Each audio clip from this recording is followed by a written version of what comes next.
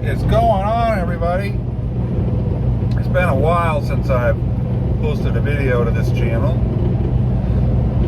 So today what I'm going to talk about is how I became an owner-operator after 2.5 years of driving truck for a company.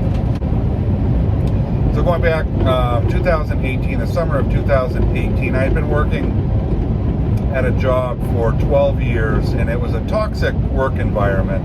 I quit my job without any thought of the consequences, but I knew I couldn't work there any longer, so I just quit. Watching YouTube videos while I was packing, and a video came up, and it was an over-the-road truck driver, and he was talking about truck driving over the road, and he was just basically explaining what it's like and what type of people would like to do it. And I remember he was saying, if you have a sense of adventure, if you like camping, if you like to travel, things like that. You need to be a person that it doesn't get lonely and homesick because you're by yourself out here over the road. And all the things he was saying, as I was listening, I'm like, wow, that sounds like me. I think I would like truck driving. So that's what really started the ball rolling for my entrance into the CDL world.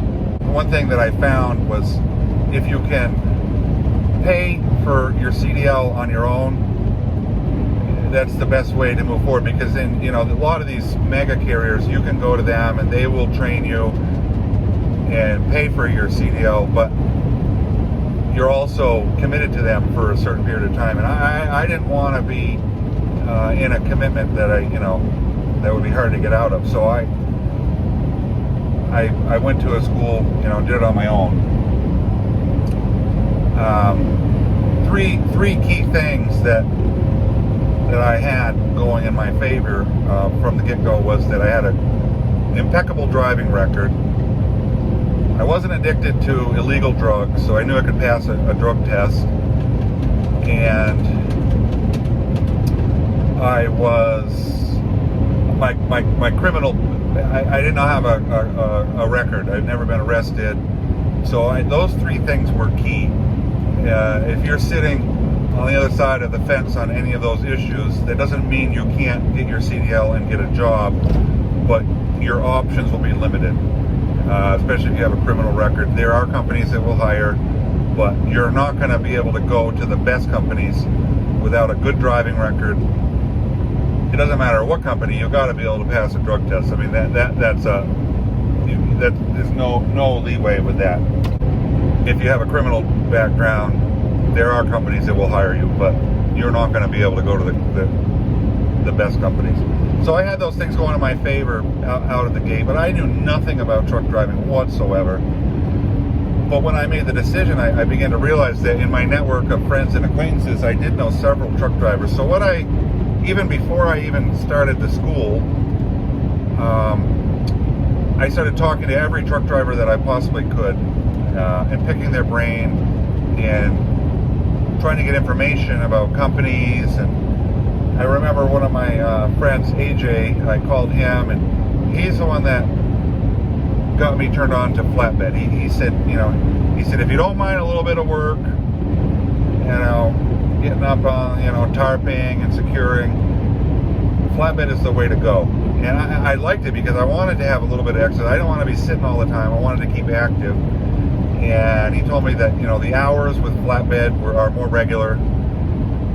You get more regular sleep, and just so I decided to look at flatbed. And then I ran into another person that was a truck driver, and he told me that there was a couple of companies that he would recommend. The two that he named were TMC and Melton.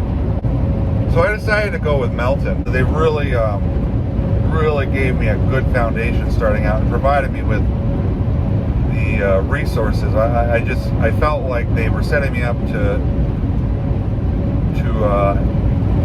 have success, because if I had any questions, they were only a phone call away, and I had the manuals, and I could look at pictures of all the different type of securement. That was January of 2019, and I'm very glad that I made that decision. My entire life I had lived paycheck to paycheck financially. I had, made poor decisions. I mean, I don't think that's uncommon, and most people are in debt, and I think I was $30,000 in debt when I started driving a truck. I moved out of my apartment and I got a storage unit, and I put my stuff in storage, and I had a friend that I was able to stay with. I really didn't need to stay there much because I said I'm just going to live in the truck, I'm going to stay out for long periods of time, and he was fine with that. So I was able to have a situation where I had zero overhead for living expenses, and that allowed me to pay off my debt very rapidly. And in that first year I went from being $30,000 in debt to being debt free. And that was the first time in my life that I had zero debt, and I was no longer living paycheck to paycheck. And in the next 18 months, I was able to stash away up to, I think I had, after 2.5 years, I was sitting at, I think I had $35,000 in my bank account with zero debt. I'm just telling you my path. I was blessed with options. I mean, the option of having a friend that would let me crash at his house, that might be not something that you have, but I'm just explaining my path, and maybe you can apply this to your situation in your life.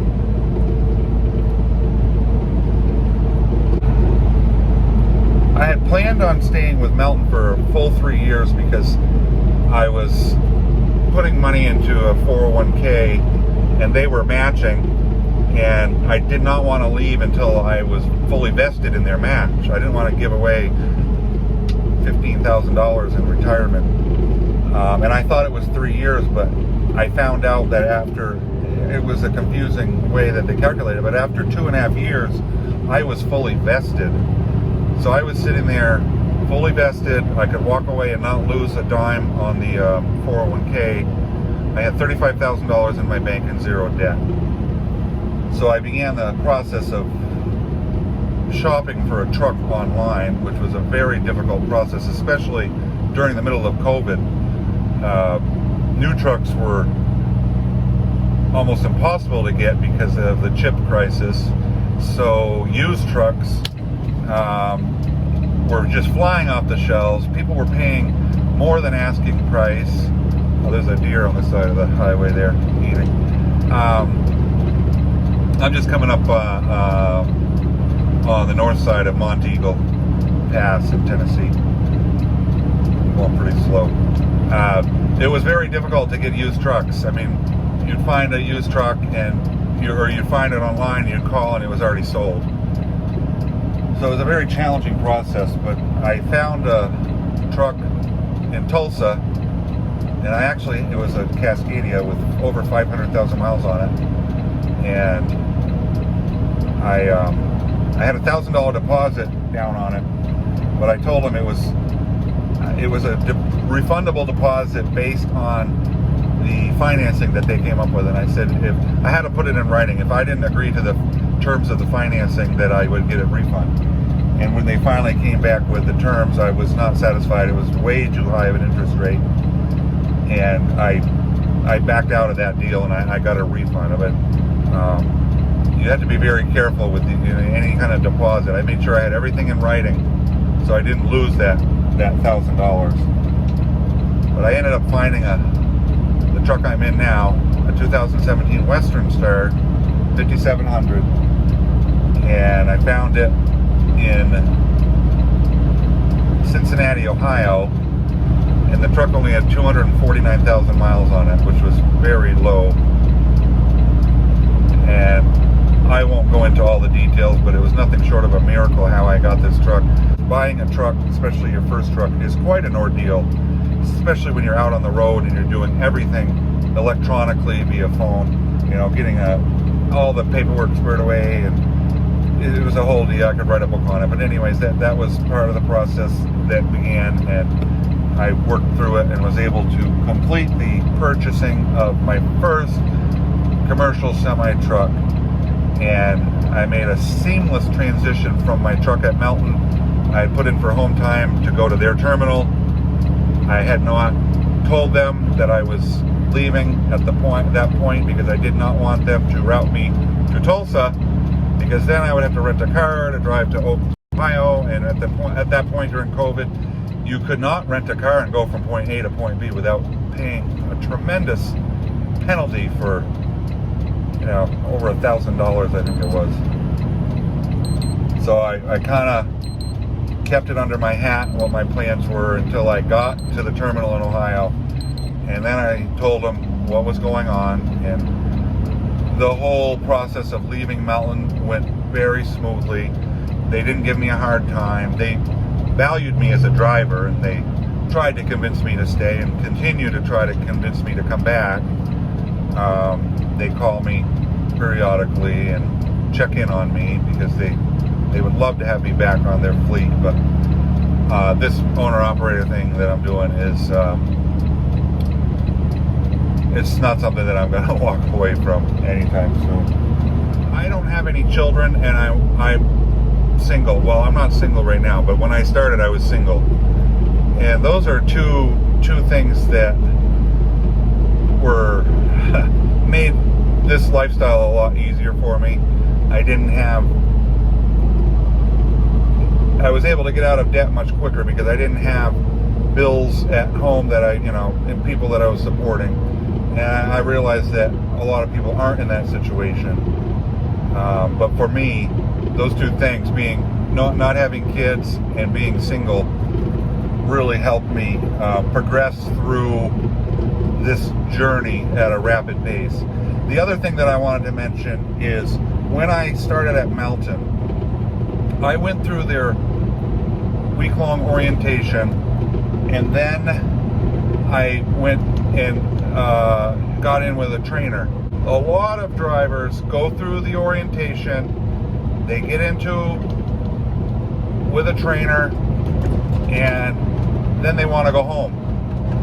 They've been away from home for almost a month at that time, and they've got to go home. Well, I did not do that.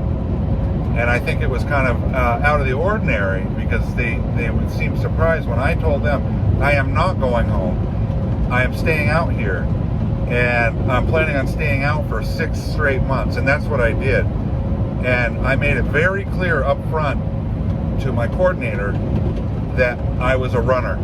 I said, I'm not going home. I'm out here to earn money. I want to run this truck. I want to run hard. And that set the tone from the get-go. That's very important because there were other drivers throughout my time at Melton that would constantly complain that they weren't getting miles, they weren't making enough money. And what I found is 90% of the time, those drivers were the guys that wanted to be home every 3 weeks. We're always trying to get home, always trying to get time off.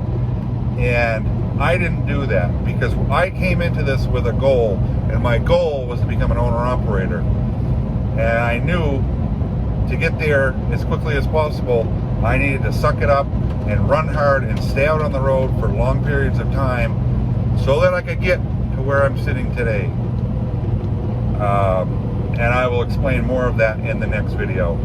But setting the tone early on with whatever company you're with, I believe, is a key ingredient to getting the miles. And I got the miles at Melton. They ran me good. I almost never had resets. I was running on recaps. I was running 7 days a week. I was never down. I was constantly getting loads. I didn't have to wait for, sit waiting for a load. They kept me going, and my paychecks reflected that. It wasn't uncommon to clear $2,500 after taxes in a week when I worked there. I will just end by saying that I'm very glad I chose Melton.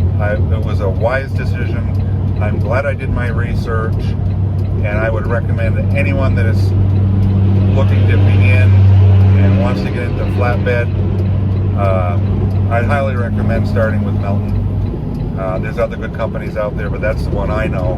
And I have nothing bad to say, even though I left the company. I have nothing bad to say, and I would never, if I could go back, I wouldn't change my decision. I would stick with Melton to start out with. Great company. So I'm going to wrap up this video. In part 2, I'm going to talk about where I came to as an owner-operator, and I'm just going to talk about what it's like being an owner-operator and how it's different from being a company driver. So look forward to that coming up in the near future, part 2 of this video. All right, that's it. I'm sure I missed a lot of things, but I'm going to just end it here, and we'll pick up with part 2 a little bit later. Hey, thanks for watching, everybody.